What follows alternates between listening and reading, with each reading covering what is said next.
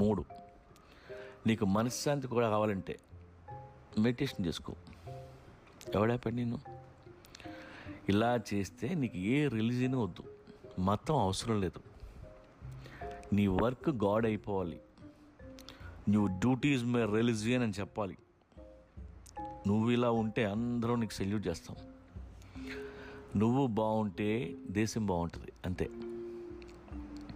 అన్నిటికంటే కష్టం కాలు మీద కాలు వేసుకొని ఖాళీగా కూర్చోడు. ఈ విషయం లాక్డౌన్లో మనందరికీ క్లియర్గా అర్థమైంది. డబ్బు ఉన్నా లేకపోయినా అందరం ప్రతిరోజు పనిచేయాలి, డ్యూటీ చేస్తూ పోవాలి. జాబ్ మానేస్తానంటే ఓనర్ బతిమాలేలా ఉండాలి తప్ప ఓకే సార్ దెన్ గో అనేలా ఉండకూడదు. ఫైనల్గా ఒక సీక్రెట్ చెప్తా. ఇష్టమైన పనిలో ఉంటే జీవితాంతం వర్క్ చేయక్కల.